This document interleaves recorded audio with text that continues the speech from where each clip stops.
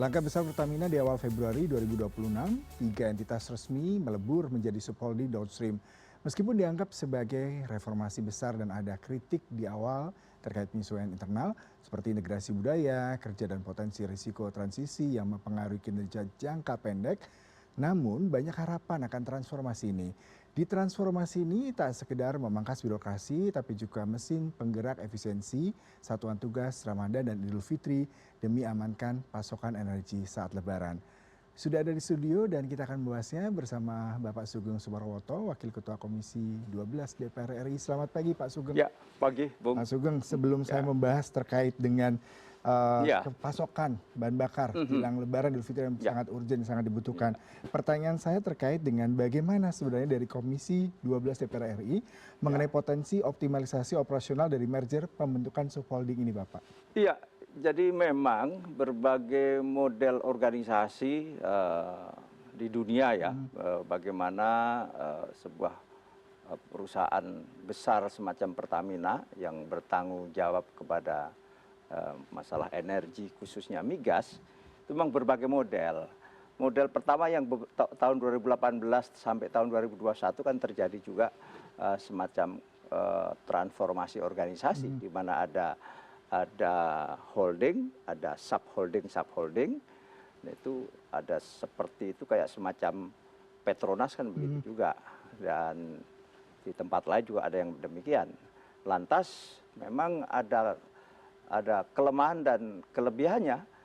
Salah satu kelebihannya dengan struktur organisasi dengan kerangka kerja yang sebagaimana holding dan subholding. Dulu kan ada di subholding upstream itu ada Pertamina Hulu, ada juga di midstream ada kilang, ada apa di ada juga untuk transport ada PIS ya, Pertamina International Shipping, juga ada di hilir ada Patraniaga, ada PGN. Nah, ini memang fokus ya, dan itu juga terbukti ada hasilnya di Pertamina Hulu itu produksinya luar biasa, meningkat pesat. Nah, hanya saja memang dalam koordinasi sering tidak mudah. Mhm.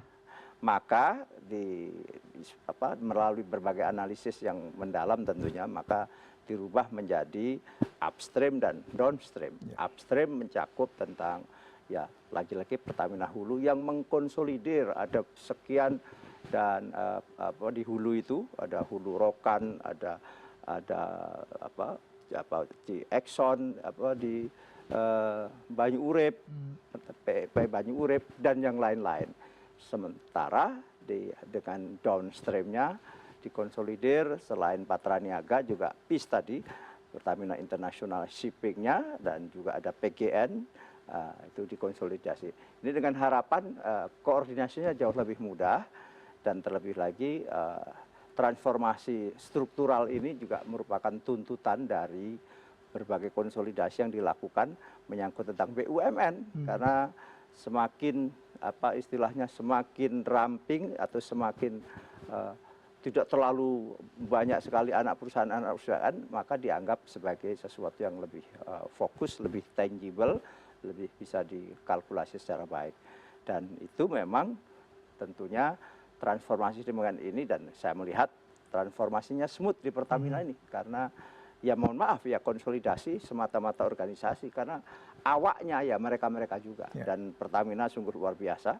Eh, jadi apa yang menjadi pengendali di Pertamina itu orang-orang yang sangat profesional, dan kita lebih senang lagi karena diawaki oleh anak-anak muda begitu ya, dengan visi yang apalagi dengan pemerintahan Pak Prabowo yang mau bagaimana kita swasembada energi Mhm. atau ketahanan energi dan sebagainya, dan juga menuju transformasi atau transisi menuju ke energi baru, energi terbarukan.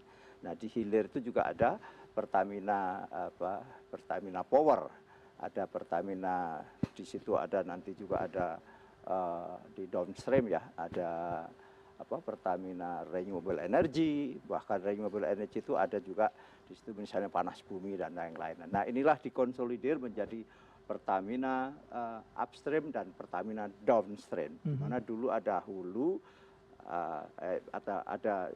ada dipecah-pecah, Ya. ada holding dan subholding. Baik. Saya kira itulah konsolidasi yang sekarang dilakukan oleh Pertamina, dan kami di Komisi 12 senantiasa mengamati terus dan juga mencermati, dan kita dalam rapat-rapat kami selalu cek and recheck bagaimana efektivitas kinerja, efektivitas dan efisien untuk mencapai tujuan-tujuan Pertamina.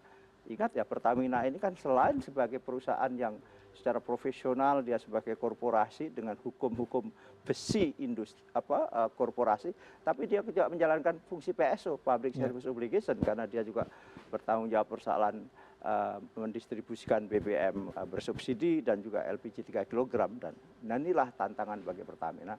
Dan ini mudah-mudahan, dan kita lihat nampaknya mulus kok ini. Ya. Baik Pak, ini kalau dari kita melihat Komisi 12 sendiri dalam jangka pendek, jangka panjang, apa yang dilihat dari pembentukan subholding ini Pak terhadap ketahanan pasokan energi nasional Pak? Ya, jadi kalau kita lihat memang harus kita akui di migas ini, khususnya di minyak, kita terus-menerus berikhtiar agar terus mengurangi impor. Dengan apa? Pertama pasti kita menghemat konsumsi BBM, dengan kemarin ada kebijakan untuk kendaraan listrik, dan itu cukup signifikan mengurangi konsumsi BBM. Kedua adalah meningkatkan lifting minyak dalam negeri. Kita tahu ada namanya natural decline ya, bahwa kurang lebih 4% rata-ratanya setiap tahun, maka lifting kita terus turun karena kita masih mengandalkan, mohon maaf, sumur-sumur tua lah katakanlah ya. Kita sekarang sangat tergantung, yang menjadi backbone kita ada 2 blok, ya, blok Rokan di Riau sama di Banyu Urip, di Cepu Banyu Urip. Nah, 2 blok ini hampir 50% dari lifting nasional yang di APBN tahun 2026 ini kita tetapkan 610.000 barrel per hari. Di Rokan misalnya produksinya kurang lebih 145.000 barrel per hari, sementara di blok Cepu Banyu Urip itu 154.000 barrel per hari. Jadi 2 ini aja sudah 300.000 barrel per hari.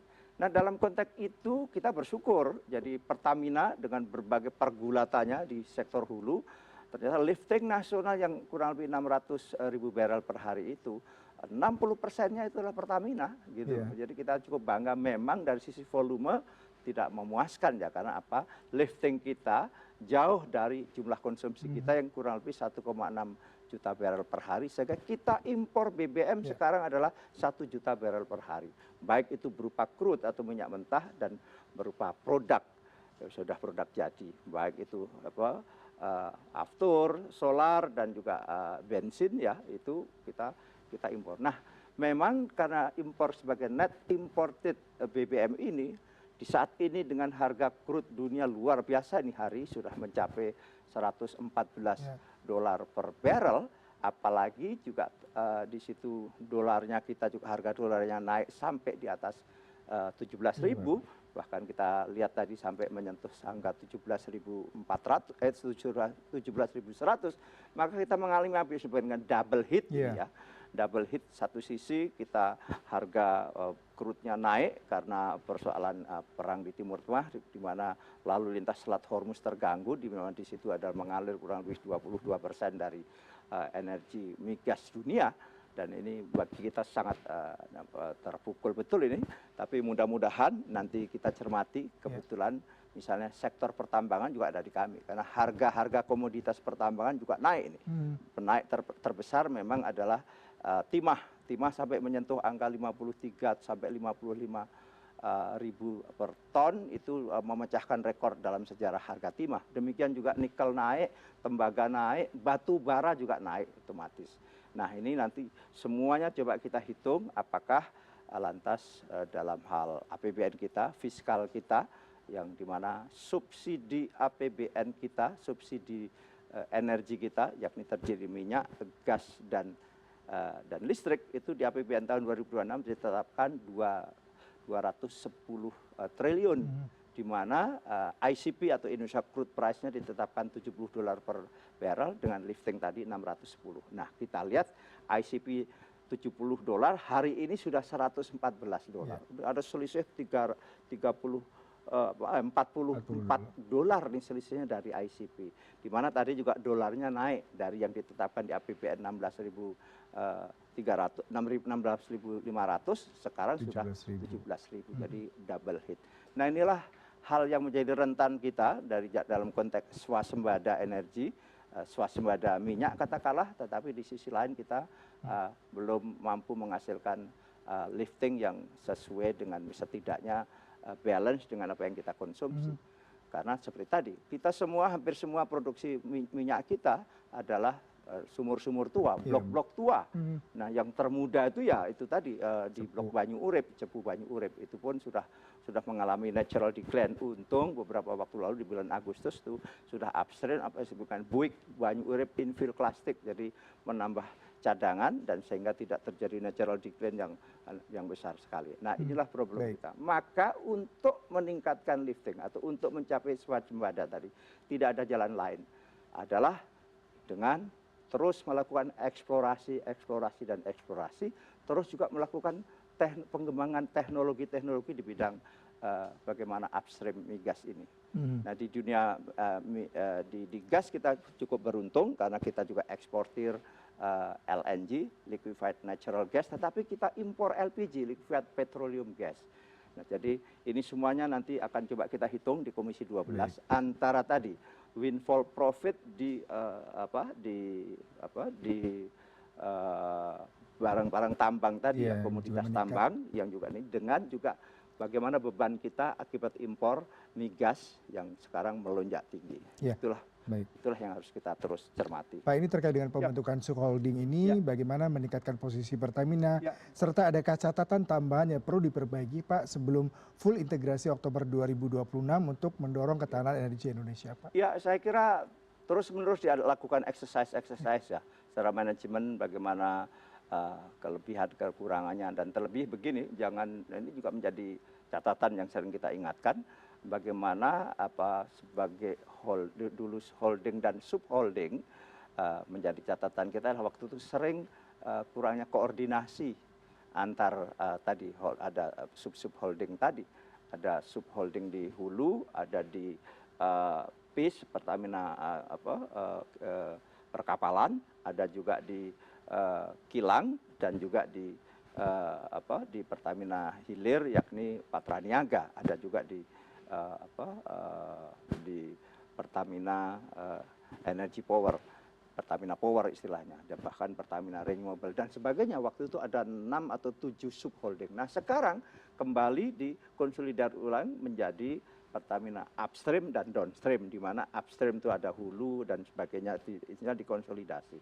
Nah, ini mudah-mudahan sekali lagi ini memudahkan koordinasi, dan Pertamina harus lincah dalam berkeputusan, merespon misalnya bagaimana juga menjadi ekosistem, menyiapkan ekosistem yang baik sehingga juga mengundang minat investor-investor di hulu, karena kita tidak mungkin karena investasi di hulu migas itu juga luar biasa besar untuk bagaimana bisa eksplorasi dan sebagainya, melibatkan modal yang besar, kapital yang besar, dan melibatkan teknologi yang tinggi, dan inilah memerlukan ekosistem yang baik dengan Pertamina di hulu bisa mampu melakukan kerjasama dengan eksplorator besar.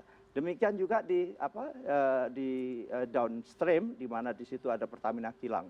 Sebagaimana kita hari ini memang cadangan operasional. Nah, kebetulan dalam kita ini tidak menganut apa yang disebut dengan cadangan nasional yang secara khusus itu adalah ada berupa bunker-bunker atau berupa tangki-tangki timbun yang itu hanya untuk menyimpan, yang itu dikelola oleh negara. Nah, sekarang cadangan kita ini adalah cadangan operasional melalui Pertamina. Maka Presiden misalnya memerintahkan untuk segera juga membangun tangki-tangki timbun yang besar sehingga cadangan BBM kita bisa mencapai katakanlah 90 hari sebagaimana idealnya. Nah, ini juga memerlukan konsolidasi yang baik, dan kita percaya pasti investor mengundang investasi dan sebagainya. Maka Pertamina sebagai BUMN yang mengelola di bidang migas, baik di upstream maupun di downstream, saya kira harus menyiapkan skema-skema yang kondusif, yang menciptakan ekosistem yang baik sehingga investor-investor masuk. Kenapa penting investor? Selain ada juga foreign direct investment, tetapi juga membawa teknologi dan sebagainya. Ini penting sehingga meningkatkan investasi. Ingat, kalau kita mau tumbuh 8%, kita memerlukan secara akumulatif 13.700 triliun sampai tahun 2029. Sehingga investasi menjadi penting. Selain investasi dalam negeri, dipastikan adalah juga investasi luar negeri dalam bentuk foreign direct investment. Inilah jadi Pertamina sebagai BUMN yang mengelola migas, saya kira harus menyiapkan ekosistem yang baik, yang menjadi mitra yang baik, dan juga punya wibawa. Saya kira inilah salah satu capaian Pertamina, saya kira juga bagus, sudah tercatat di lembaga-lembaga internasional bagaimana rating Pertamina demikian tinggi, misalnya di 500 Fortune ya sudah tercatat di ranking sekian-sekian dan itu terus naik rankingnya. Saya kira itu menjadi modal yang baik bagi Pertamina. Baik. Ya. Pak, kita bergeser ke ini ya, pemerintah dan Pertamina ini kan terutama kalau kita lihat Komisi 12 dan Pertamina adalah mitra kerja strategis. Nah, terutama kalau kita melihat pasokan energi di mudik Lebaran, Pertamina sendiri menginisiasi membentuk Satgas Ramadan dan Idul Fitri. Bagaimana tanggapan dari Komisi 12 dan Bapak sendiri dan kemudian mengingat momen penting ini hadir tidak lama berselang dari pembentukan subholding downstream PT Pertamina sendiri, Pak. Apa yang kami amati, jadi beberapa waktu lalu sebelum kami reses ya, kami kunjungan kerja ke sentra-sentra, katakanlah titik-titik strategis bagi konsumsi BBM yang diperkirakan meningkat. Jadi sudah menjadi culture kita bahwa ada prosesi religius di Lebaran, tetapi juga ada prosesi kultural, maka mudik itu menjadi sebuah panggilan emosional kita bersama sebagai masyarakat. Maka kita pastikan di beberapa konsumsi BBM akan naik. Maka kami melakukan mitigasi bersama Pertamina. Kami datang ke bahkan saya besok Rabu akan ke Sumatera Selatan ya, akan mengecek. Dan beberapa waktu ke Lampung, beberapa waktu saya sempat ke NTT, saya sempat ke NTB, saya sempat, ini maksudnya dengan tim ya, tim kunjungan kerja, yang semuanya itu memitigasi. Sampai sedemikian pula bagaimana Pertamina menyiapkan BBM ketika ada lalu lintas atau movement masyarakat yang sedemikian tinggi, sehingga juga memerlukan BBM, tambahan BBM. So far selama ini siap ya, semuanya siap dan mereka semua sudah menambah kapasitas pastinya di tangki-tangki timbunnya dan juga bahkan menyiapkan semacam pendekatan-pendekatan atau strategi di saat misalnya terjadi katakanlah kemacetan dan sebagainya, maka ada yang mobile pakai motor dengan jerigen-jerigen yang sudah packaging yang sudah efektif ya untuk bisa didistribusikan langsung kepada di kendaraan-kendaraan itu. Nah, dalam keadaan demikian hari ini memang, dan itu Pertamina juga sudah mengantisipasi itu, memang mau tidak mau kita harus transformasi ke renewable energy juga. Jadi Pertamina Renewable Energy yang ada di Pertamina Downstream ini juga sudah menyiapkan konsep-konsep sedemikian rupa. Di samping misalnya transisi ke renewable energy itu dengan bioetanol dan sebagainya. Nah, inilah menghadapi Lebaran terlebih khusus kami melihat sangat siap ya Pertamina. Mudah-mudahan tidak terjadi sesuatu yang kahar sifatnya, kejadian yang di luar kemampuan kita, misalnya terjadi crowded demikian rupa. Tapi setelah melalui mitigasi yang dilakukan, saya melihat Pertamina cukup handal untuk menyiapkan atau menyambut Hari Raya Idul Fitri, yang ini adalah merupakan prosesi religiusitas kita dan juga prosesi culture kita, kebudayaan kita kumpul keluarga. Disitulah aspek-aspek yang disebut ada orang Jawa bilang itu ngelumpuk ke belung pisah kan gitu, rasa-rasanya kalau tidak pulang kampung tidak sah dan sebagainya. Saya kira itu, Bung. Baik. Pak, ini kalau kita bicara Komisi 12 kan sering menerima aspirasi masyarakat terkait dengan distribusi energi terutama di daerah terpencil.